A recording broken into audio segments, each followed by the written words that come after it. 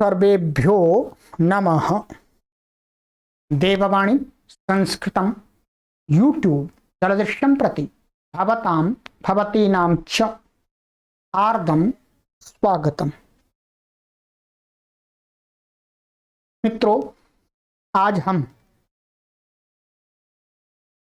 रचनानुवाद कौमुदी लेखक डॉक्टर कपिल देव द्विवेदी जी महाराज के द्वारा प्रणीत इस संस्कृत शिक्षण की सर्वश्रेष्ठ पुस्तक की लाइव कक्षा संख्या 130 को पढ़ने जा रहे हैं और अभ्यास 48 को 48 को आज हम पढ़ना आरंभ करेंगे। मित्रों, यदि आप इस कक्षा में प्रथम बार प्रवेश कर रहे हैं, प्रथम बार इस वीडियो को देख रहे हैं, तो आप सभी से निवेदन किया जाता है कि आप सभी महानुभाव इस पुस्तक की सभी कक्षाओं को क्रमानुसार पढ़ें, तभी आपको यह सीरीज समझ में आएगी, तभी आप इस संपूर्ण पुस्तक को पढ़ करके संस्कृत भाषा के विशेषज्ञ बन सकेंगे। इसके लिए मित्रों, आपको असुविधा ना हो तदर्थ देववाणी संस्कृतम यूट्यूब चैनल की प्लेलिस्ट में कॉलम बना दिया गया है रचनानुवाद कौमुदी 2। उस कॉलम पर आप जैसे ही क्लिक करेंगे, सभी कक्षाएं सीक्वेंसी से क्रमानुसार आपको उपलब्ध हो जाएंगे। आप आरंभ से सभी कक्षाओं को क्रमानुसार पढ़िएगा और इस पुस्तक के अंदर जो गृह कार्य दिया जाता है, होमवर्क दिया जाता है, उसको चेक करने के लिए, उसका मिलान कराने के लिए एक दूसरी प्लेलिस्ट बना दी गई है, रचनानुवाद कौमुदी उत्तर पत्रिका। उस कॉलम पर आप क्लिक करेंगे तो इस संपूर्ण पुस्तक की उत्तर पत्रिका आपके लिए खुल करके उपस्थित हो जाएगी और यह संपूर्ण अभियान निःशुल्क संचालित हो रहा है।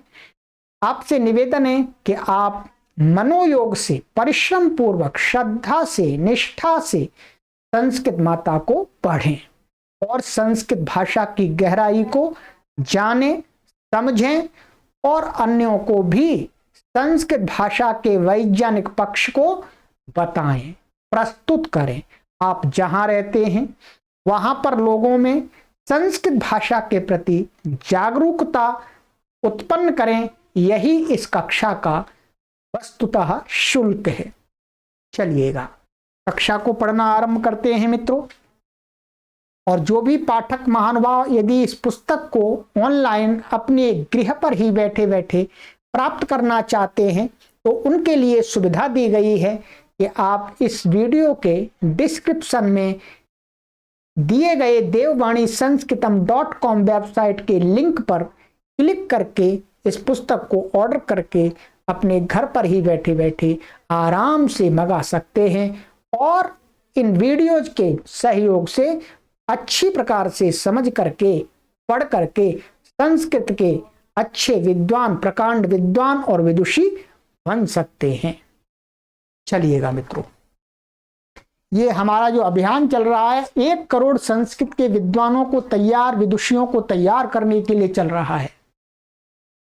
चलिएगा मित्रों, आज हम पढ़ेंगे 48वां अभ्यास।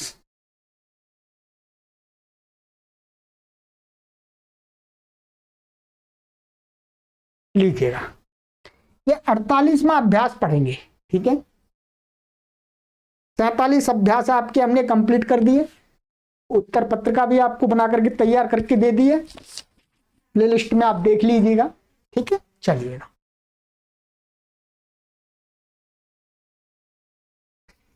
अभ्यास 48 शब्दकोश। 1175 शब्दों को आपको सिखा दिया गया है प्रयोग करना और आपको याद करा दिया गया है। आज 25 शब्द और पढ़ेंगे, 1200 शब्दों के आप जाता बन जाएंगे। का विभाग, स्वर्णकारः माने सुनार।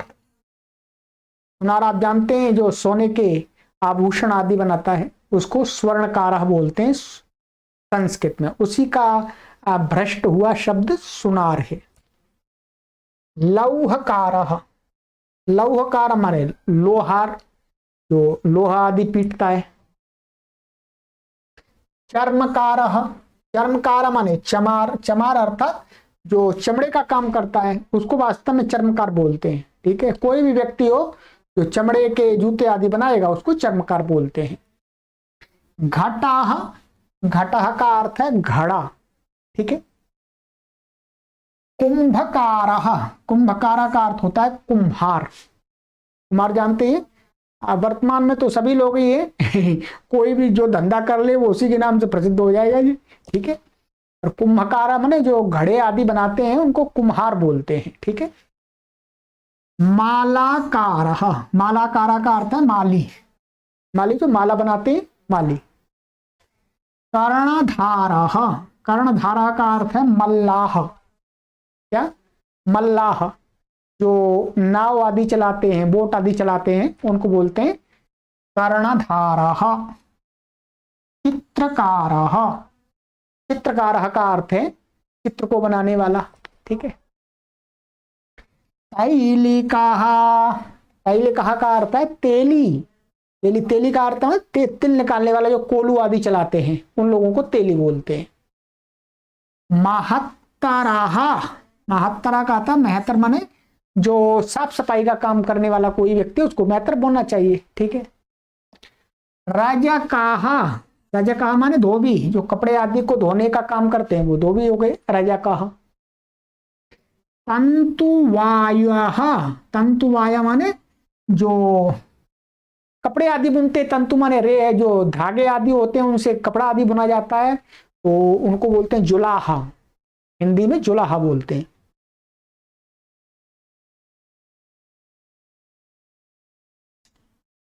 भारवाहः माने मजदूर, भारवाह माने मजदूर, माने भार का वहन करने वाला, भार को ढोने मजदूर आदि ढोते हैं। शिल्पिन, शिल्पिन का अर्थ होता है कारीगर, किसी भी कला का कारीगर। स्वर्णम, स्वर्णम का अर्थ होता है सोना, गोल्ड। लौहम माने लोहा, आयरन। चक्रम, चक्रम का अर्थ होता है नंबर 1 चक्र होता है, कोई भी चक्र हो गया। ठीक है, शरीर के चक्र होते हैं। ठीक है। और सुदर्शन चक्र होता है। ठीक है। और एक क्या होता है चाक, जिस पर घड़ा आदि बनाया जाता है रख करके, वो चाक को भी चक्रम बोलते हैं। चित्रम, चित्रम का अर्थ है चित्र। ठीक है। चित्रम का अर्थ क्या है? चित्र। तैलम, क्या? तैलम, तैलम का अर्थ होता है तेल, ऑयल। पादत्राणम, पादत्राणम का अर्थ होता है जूता भी कह सकते हैं, चप्पल भी कह सकते हैं। संस्कृत में एक ही बात है। ठीक है। जूता कहिए चप्पल कहिए एक ही बात है, क्योंकि पादत्राणम माने पैरों की जो रक्षा करता है, वो पैरों की रक्षा करते हैं। सम्मार्जनी माने झाड़ू, सम्मार्जनी का अर्थ क्या है? झाड़ू, झाड़ू लगाते हैं। ये तो मित्रों आपके शब्द इन्होंने दिए हैं, महाराज जी ने शब्द दिए हैं। आगे ख विभाग में धातु है। धातु क्या है? मुख्य रूप से आप धातु है। क्या है? आप धातु। आप धातु का अर्थ है पाना, पाना माने प्राप्त करना, टू गॉट। ठीक है। टू रिसीव, टू अचीव, तो कहता है आप।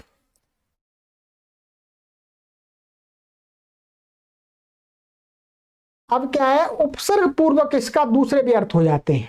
जैसे यहां प्र उपसर्ग पूर्वक आप है तो प्राप हो गया, प्राप का अर्थ भी पाना ही है। ठीक है। और सम पूर्वक आप है तो समाप का अर्थ है पाना अथवा समाप्त करना, समाप्त करना भी इसका अर्थ हो गया। और वी पूर्वक आप है तो व्याप्त होना हो जाए, व्याप्त का व्याप्त होना, अर्थ बदल गया थोड़ा थोड़ा। चलिएगा, ये तो धातु हो गई। अब यहां पर ये देख लेते हैं, देखिएगा स्वर्णकारः से लेकर के, यहां से लेकर के और यहां तक के सभी शब्द, यहां तक सभी क्या है, ये ह्रस्वकारांत पुल्लिंग शब्द हैं। तो इनके रूप कैसे चलेंगे, बोलो राम के समान, राम राम रामा रामम राम रामान, वैसे इनके रूप चलेंगे सबके, कोई परेशानी। आगे शब्द है एक शिल्पिन, ठीक है, इसका रूप चलेगा करिन के समान। करिन का रूप आपको याद करा दिया मैंने, याद कराया है, आप ध्यान करेंगे। करिन, करिन के समान इसका रूप चलेगा, ठीक है। और इसका इसका इसका इसका इसका इसका इनका रूप चलेगा कैसे, गृह के समान, गृहम के समान, नपुंसकलिंग है ये सभी। और एक शब्द है आपका सम्मार्जनी, इसका चलेगा आपका नदी के समान, ठीक है। नदी के रूप आपको बहुत पहले याद कराए हैं, ठीक है। तो इनके रूप अब आप आराम से मैंने बता दिया, इसी प्रकार से चलेंगे, याद करने की जरूरत नहीं है क्योंकि आप तो बहुत करा दिया आपको। चलिएगा, आज तो आनंद आ रहा है, याद करने को कुछ है ही नहीं, ठीक है। हाँ, जब हमारी नींव मजबूत हो जाती फिर याद करने को नहीं रहता, फिर आनंद आता, फिर पढ़ते जाते हैं। जैसे जैसे प्राउड होते चले जाएंगे आप, आपको याद करने का झंझट दूर होता चला जाएगा, केवल समझने की शक्ति आपकी बढ़ती जाएगी और समझना होगा केवल हम पढ़ाएंगे, आप समझते जाएंगे आराम से, कोई आपको भार नहीं आएगा, ठीक है। विधिवत ढंग से पढ़ते हैं तो, और पहले ही दिन कोई इस कक्षा कोई पढ़ने लगेगा, पीछे का नहीं पढ़ेगा, तो उसके दिमाग पर इतना भार आ जाएगा, इतना भार आ जाएगा, वो बैठ ही जाएगा, पढ़ना ही छोड़ देगा। इसलिए क्रमानुसार पढ़ें सभी लोग। चलिए, अब है नीचे धातु। धातु का बता रहे हैं मित्रों, ये आपसे व्याप तक के आपके तुल्य रूप चलेंगे, ठीक है। आप धातु के रूप आपको अभी याद नहीं कराए हैं, पर अभी कराते हैं ये, ठीक है। चलेगा, सरल है, कठिन नहीं है।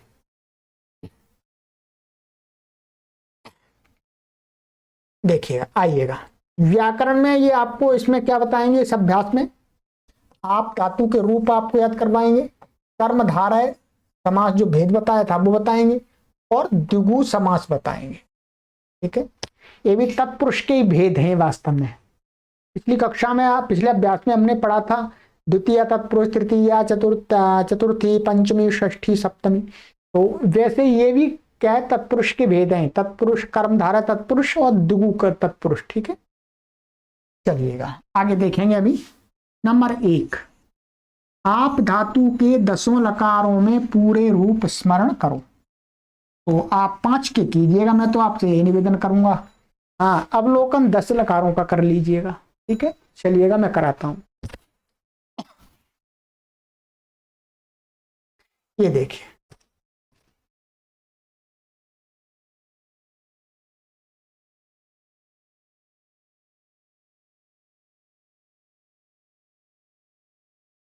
ठीक है। ये परस्मयी पदी धातु है, उभयपदी नहीं है। कैसी है, परस्मयी पदी। आपका अर्थ है पाना, और ये 48वें अभ्यास में देखो, मैंने हम पढ़ ही रहे हैं वहां, तो वहां से यहां देखो, यहां से वहां देखो, अर्थात बहुत अच्छी सुविधा बना दी है। यदि यहाँ कंफ्यूजन हो रहा है तो वहां चले जाइएगा, वहां कंफ्यूजन हो रहा है यहाँ आ जाइए, ठीक है। चलिएगा देखिएगा, 5 लकार के रूप में आपको पढ़ के बता देता हूं, और बाकी के आपको दिखा देंगे, ठीक है। लट लकार, आपनोति, आपनुतः, आपनुवंती, आपनोषि, आपनुथः, आपनोथ, आपनोमि, आपनुवः, आपनुमः, ठीक है। नीचे लोट लकार है, आपनोतु, आपनुताम, आपनुवंतु, आपनुहि, आपनुतम, आपनुत, आपनवानि, आपनवाव, आपनवाम, ठीक है। लोट हो गया। अब आ जाइएगा लंग लकार में, आ जाइएगा। लंग लकार भूतकाल में होता है। आपनोत, आपनुताम, आपनुवन, आपनोह, आपनुतम, आपनुत, आपनवम, आपनुवा, आपनुमा, ठीक है। विधिलिंग में, विधिलिंग चाहिए अर्थ में होता है। आपनुयात, आपनुयाताम, आपनुयुः, आपनुयाः, आपनुयातम, आपनुयात, आपनुयाम, आपनुयाव, आपनुयाम, बन गई बात। ठीक है, अब आ जाइएगा लिट लकार का, और बताऊंगा मैं आपको, बस फिर आपको अपने आप देखना है। ठीक है, देखिए लिट का बहुत सरल है, आपस्यति, आपस्यता, आपस्यन्ति, आपस्यसि, आपस्यथा, आपस्यथ, आपस्यामि, आपस्यावः, आपस्यामः। ठीक है, आगे के इन रूपों का आप अवलोकन कर लीजिएगा अपनी पुस्तक में। ठीक है, इनका आपको ये 5 याद कर लीजिएगा अच्छी प्रकार से। दूसरा, अब ये बताया कि यहां पर कि जैसे प्राप है, प्राप में आपको क्या है, बाकी तो सरल होगा, जैसे प्राप्नोति, प्राप्नोतु, प्राप्नोत, लंग लकार में क्या हो जाए, कुछ भी नहीं करना आपको, इसके बीच में आ जुड़ जाएगा, तो क्या बनेगा, लंग लकार में प्राप्नोत, ऐसा बन जाएगा। आगे चला दीजिएगा प्राप्नोत, बस। ठीक है, आपनोत के समान चला दीजिएगा प्राप्नोत। ऐसे ही यहां पर समापनोत। ठीक है, ऐसे यहां पर व्यापनोत, पहले आ मत लगाइएगा, यहां पहले आ नहीं आएगा, इसी में आ जुड़ जाएगा, ये आया आ ही रहेगा यहां पर। ठीक है, कुछ आगे नहीं जुड़ेगा, क्योंकि नियम पहले बता दिया, धातु से पहले जुड़ता है। ठीक है, संधि कार्य हो जाते हैं, तो ऐसे ही मैंने बना दिया प्राप्नोत और समापनोत और व्यापनोत। आगे आप चलाइएगा। ठीक है, आपको सुविधा कर दी। ठीक है, चलिए, ये तो मित्रों हो गए आपके आप धातु के 10 लकारों के रूप। ठीक है जी, चलिएगा अब देखते हैं आगे।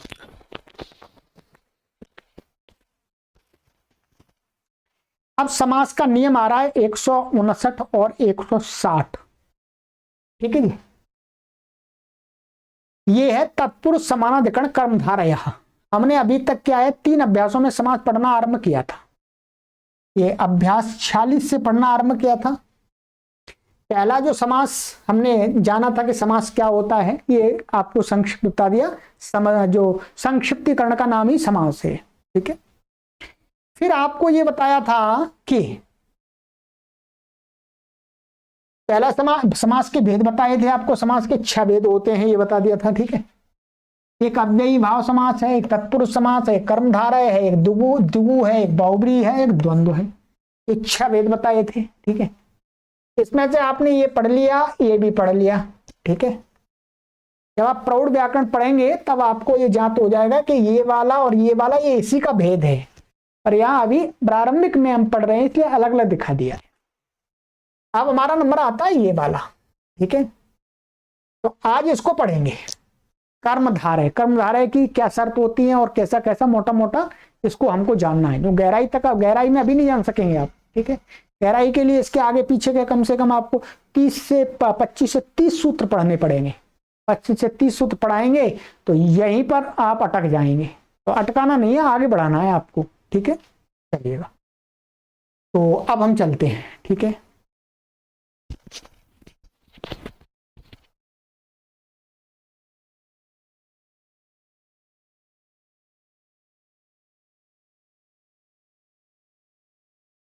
आइएगा, पुस्तक खोल लीजिएगा।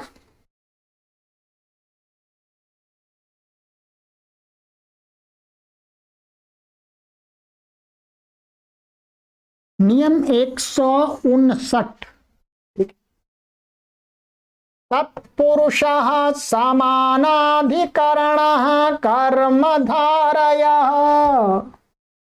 ये क्या है, सूत्र है वास्तव में।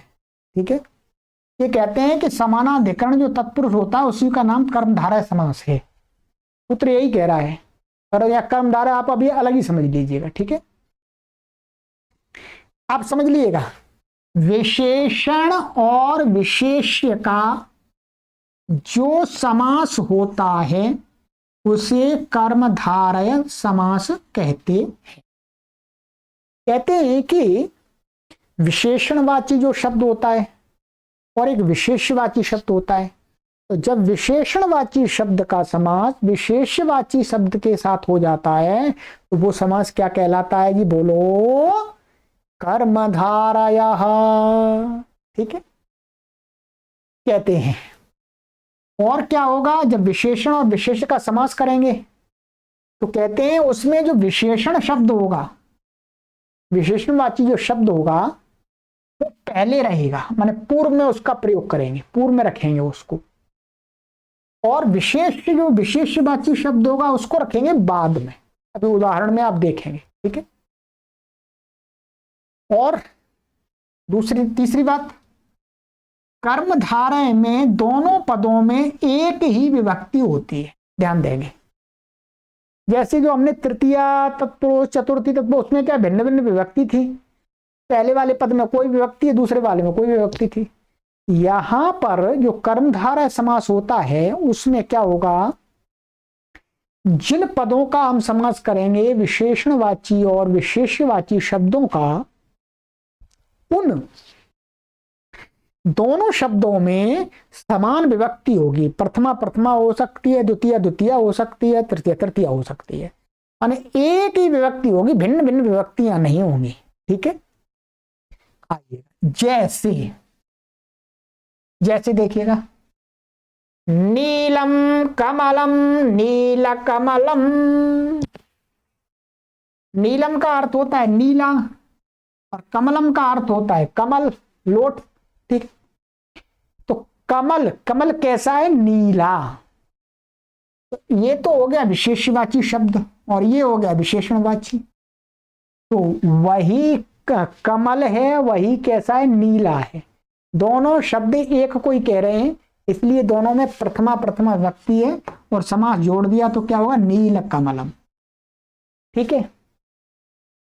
इसको दूसरे तरह से विग्रह करते हैं, क्या करते हैं, दूसरे तरह से विग्रह करते हैं। जब आगे आप व्याकरण पढ़ेंगे, ध्यान दीजिएगा, मैं अभी बता देता हूं आपको, क्योंकि आपको सभी को व्याकरण पढ़ना है। हाँ? जो इस कक्षा को पढ़ रहे हैं, मानिएगा आपको पूरा अष्टाध्यायी व्याकरण भी पढ़ना है धीरे धीरे, ठीक है। वहां पर इसका विग्रह हम ऐसे भी कर सकते हैं, जैसे नीलम च तत् कमलम च, नील कमलम।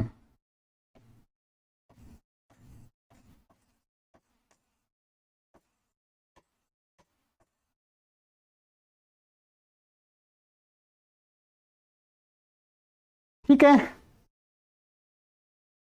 दिख रहा होगा आपको। इसको ऐसे भी कह सकते हैं, नीलम च तत् कमलम च, नीला वही है, नीला और वही क्या है, कमल है। नीला क्या है, कमल है। तो ये ऐसे लिखते हैं, नीलम च तत्, तत् माने वह, ये नपुंसकलिंग है, तत् लगा दिया है। कोई पुल्लिंग शब्द होगा तो उसमें स लगाएंगे, कोई स्त्रीलिंग शब्द होगा तो उसमें सा लगा देंगे, ठीक है। तो लिंग के अनुसार जिस लिंग के शब्द होते हैं उसी लिंग के लिए ये तत् शब्द का रूप यहाँ प्रयोग किया जाता है, ठीक है। तो नीलम च तत् कमलम च नील कमलम, ऐसे भी कह सकते हैं और आप ऐसे ही विग्रह कर सकते हैं, नीलम कमलम नील कमलम, ठीक है। जब आप व्याकरण का पढ़ेंगे तो उसमें पुस्तक में कहीं समास करके विग्रह इस प्रकार का कर्मधारय का दिखाएंगे तो ऐसे ही दिखाएंगे, ठीक है। अब आपको एक संस्कार बन गया कि अब आपको जब मैं अब उस कक्षा में पढ़ेंगे तो आपको ध्यान आ जाएगा, अच्छा जी ये बताया तो था वहां गुरु जी ने, ठीक है।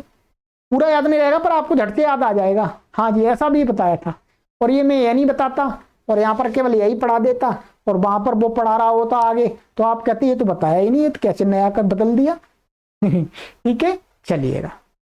तो ऐसे भी कर सकते हैं, ऐसे भी कर सकते हैं, दोनों तरीके हैं। ऐसे नीलम उत्पलम, उत्पलम का अर्थ होता है पत्थर, पत्थर का टुकड़ा, पत्थर का टुकड़ा, ठीक है।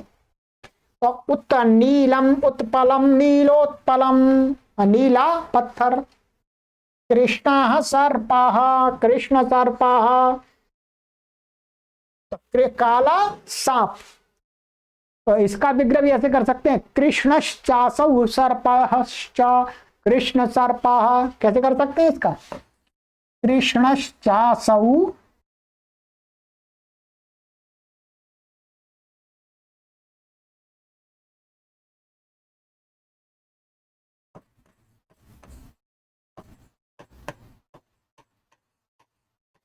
कृष्णश्चासौ सर्पश्च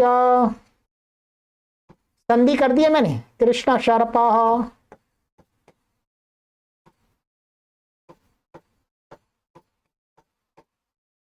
ठीक है। कृष्णश्चासौ सर्पश्च, इसको कृष्ण च असौ सर्पः च, कृष्ण सर्पः। यहां पर ये असौ, असौ मैंने प्रयोग किया है, ऐसा ही करते हैं विग्रह इसमें, क्योंकि सा भी कर सकते हैं, कृष्ण सर्पश्च ऐसा भी कर सकते हैं, पर असौ का अधिक प्रयोग मिलता है, जो तत् का और अदस शब्द का समान अर्थ होता है, माने वह, ठीक है। तो असौ का माने वही काला है और वही सांप है, उसको बोलते हैं कृष्ण सर्पः, ठीक है। तो इस प्रकार से भी आपको विग्रह भरपूर देखने को मिलेगा, और ऐसा भी मिलेगा आपको कृष्ण सर्पा, कृष्ण सर्पा, दोनों प्रकार से मैंने आपको बता दिया, ठीक है। ये असौ लिखा हुआ है, कृष्ण अलग अलग करेंगे, संधि तोड़ेंगे तो कृष्ण च असौ सर्पः च, कृष्ण सर्पः, ठीक है। चलिए आगे चलते हैं। जैसे देखिएगा यहां आ ही गया, महान चासौ देवः महादेवः, महान चासौ देवश्च माने वही महान है, वही देव है, ठीक है। तो यहां देवश्च लिखा हुआ, तो महान चासौ देवश्च, तो देवः च ऐसा भी कह सकते हैं। तो महादेवः वही देव, कैसा देव है, महान है। अब देखिएगा आप, ये विशेष्य था, ये विशेषण था, ये विशेष्य था, ये विशेषण था, ये विशेष्य था, ये विशेषण था, और ये विशेषण है और ये विशेष्य है, और तो सब जगह विशेषण पूर्व में आ रहा है। कहाँ आ रहा है जी, बोलो, पूर्व में आ रहा है, आ रहा है जी, आ रहा है, ठीक है। ऐसे महान चासौ आत्मा च, आत्मा महात्मा, महान चासौ आत्मा च भी कह सकते हैं, और च नहीं लगा तो भी चलेगा। ये तो विग्रह दिखाने की प्रक्रिया है, ठीक है, ऐसा प्रयोग नहीं होता लोक में। ये तो क्या है, हम पढ़ने पढ़ाने वाले लोग ऐसा विग्रह करके दिखाते हैं, ये लोक में प्रयोग नहीं होता ऐसा। तो वही आत्मा कैसा है, महान है, तो महान आत्मा को क्या बोलते हैं, महात्मा।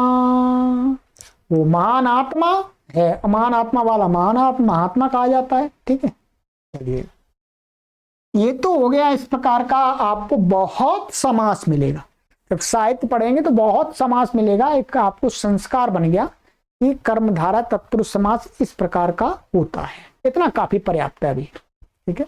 चलिए आगे चलते हैं, नंबर 1, ठीक है। एक कर्मधारय इसमें अर्थ में भी होता है, एव अर्थ में, एव माने ही अर्थ में, ऐसा अर्थ निकल के आता है जब हम उसका समस्त पद का विग्रह करते तो ही अर्थ निकल के आता है। जैसे के अर्थ में, मुखमेव कमलम, मुख कमलम, मुख एव कमल माने मुख ही कमल है, माने जैसे कमल सुंदर है वैसे ही मुख सुंदर है। तो मुख कमलम माने मुख कमलम का अर्थ है सुंदर मुख, माने कमल जैसा मुख, ठीक है। तो मुख एव कमलम, मुख ही कमल है, माने उसका मुख इतना सुंदर है, ठीक है।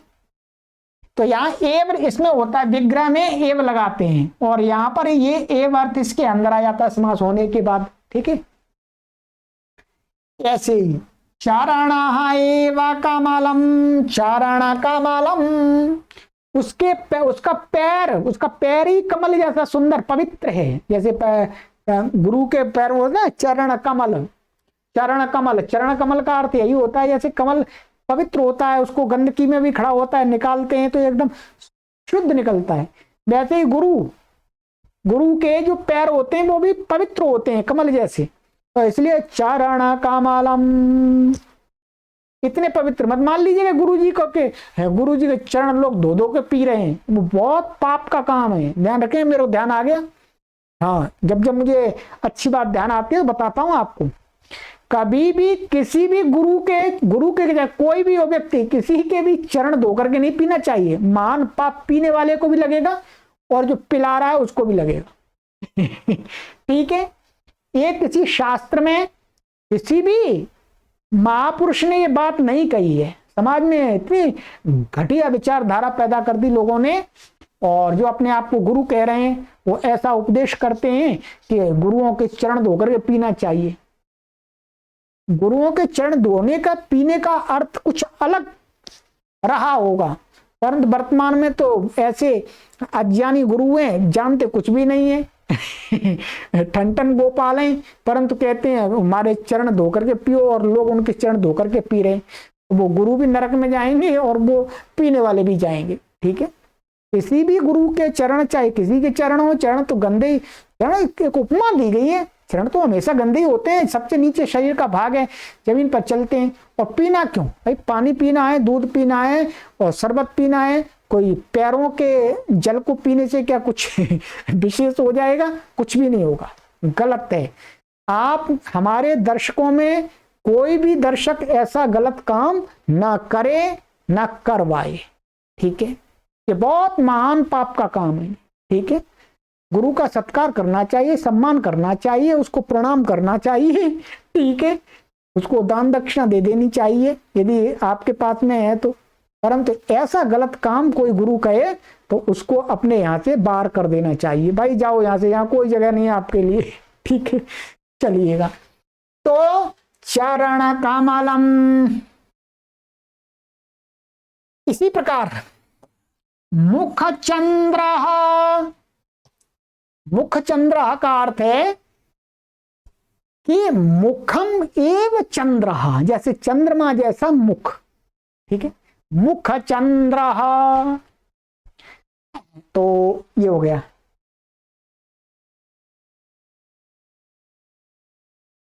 कार कमलम माने हाथ कमल जैसे, पाद पद्मम माने यहां पर भी ऐसा ही करेंगे। करह कमलम, या करह एव कमलम, कर कमलम, पाद एव पद्मम, पाद पद्मम। ये पद्मम का अर्थ भी वही होता है, कमल। ठीक है, नयन कमलम माने नयन एव कमलम, नयन कमलम माने उसकी आंखें कैसी कमल जैसी हैं। ठीक है, ये तो ये हो गया। इस प्रकार के आपको साहित्य में ये समस्त पद मिलेंगे, उनका ऐसा अर्थ निकल के आएगा। ठीक है, तो अब आप इस प्रकार से कहीं पर आएंगे शब्द तो आप उनका अर्थ तो समझ जाएंगे। ठीक है, हाँ मानता हूं मैं अभी आप ये समास नहीं बना पाएंगे, परंतु लिखा होगा कहीं पर वो समझ तो जाएंगे। ठीक है, चलिएगा। नंबर 2, सुंदर के अर्थ में सु, ध्यान दीजिएगा क्या है, सुंदर के अर्थ में सु, और कुत्सित के अर्थ में कु, कुत्सित माने निंदित। ठीक है, उसके अर्थ में कु लगता है। माने जब समास में क्या है, सुंदर शब्द के स्थान में सु लगा देते हैं सुंदर अर्थ को बताने के लिए, और कुत्सित शब्द के स्थान में कु लगा देते हैं कुत्सित अर्थ को बताने के लिए। ठीक है, जैसे सुंदराः पुरुषाः सुपुरुषाः, सुपुरुषा का अर्थ है सुंदर पुरुष, अच्छा पुरुष।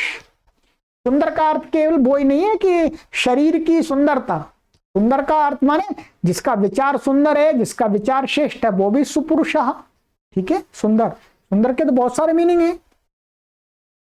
ऐसे ही कुत्सिताः पुरुषाः कुपुरुषाः, तो यहां पर सुंदर के अर्थ में सु आ गया, कुत्सित के अर्थ में यहां पर कु आ गया, कुपुरुषाः माने दुष्ट पुरुष। ठीक है, ऐसे ही कुपुत्रा कुत्सिताः पुत्राः, कुपुत्राः माने दुष्ट पुत्र, जो निंदित कार्य करता है, जो निंदा करवाता है।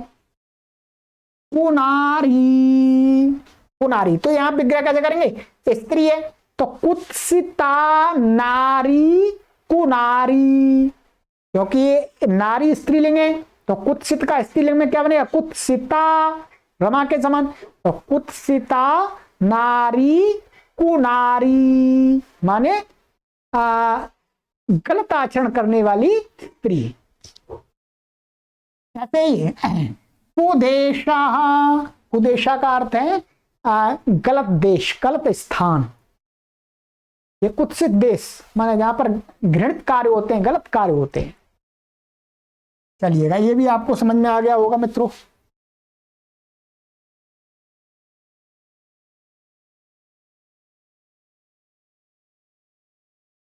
नंबर 3, इव, इव का अर्थ होता है तरह माने समान, माने उसके समान, उसके तरह, उसके सदृश, ऐसा अर्थ आता है इव का। ठीक है, ये इव अव्यय है, आपको पहले बता दिया गया है। कहते हैं इव के अर्थ में, तरह के अर्थ में भी समास होता है, माने समास करते समय ये अर्थ निकल के आता है। ठीक है, देखिएगा, घना इव श्यामा, घना श्यामा, तो ये वास्तव में संधि करके घना इव है। ठीक है, विसर्ग घना इव, संधि में विसर्ग का लोप हो जाएगा, आपको पढ़ा दिया गया है। तो घना एव श्यामा, घना होता है जो बादल, क्या है, बादल होता है, जानते मेघ, तो मेघ कैसा होता है, काला ही तो होता है। तो कह रहे हैं घना एव श्यामा, घन श्यामा पुरुष, माने मेघ के समान काला व्यक्ति, मेघ के समान काला व्यक्ति को क्या कहा जाता है, घनश्याम। ठीक है, घनश्याम, काला एकदम ज्यादा काला नहीं होता, सांवला कह सकते हैं इसको। ठीक है, ऐसे ही पुरुष व्याघ्र इव, पुरुष व्याघ्र, माने पुरुष है वो कैसा है, व्याघ्र के समान। व्याघ्र कैसा होता है, एकदम साहसी होता है। ठीक है, दाढ़ लगाता है। ठीक है, व्याघ्र मतलब शेर जैसा ही होता है व्याघ्र, तो माने वो डरता नहीं है। तो ऐसा जो साहसी पुरुष, वीर पुरुष को क्या बोलते हैं, पुरुष व्याघ्र, जो व्याघ्र के समान है। ऐसे ही नारसिंह, माने नाराह सिंह एव नरसिंह, माने शेर के समान व्यक्ति, वही वीर पुरुष, साहसी क्षत्रिय व्यक्ति। ऐसे ही नृसिंह, तो नरी का विग्रह करेंगे तो क्या बनेगा, ना नरऊ नरा है, ऐसा बनता रूप। ठीक है, तो ना सिंह एव नृसिंह, चंद्र सदृशम, चंद्र सदृशम माने चंद्र सदृशम मुखम, चंद्रमुखम। तो यहां पर आप इव की जगह सदृश ले लिया, चंद्रमा के समान मुख, चंद्रमुखम। ठीक है,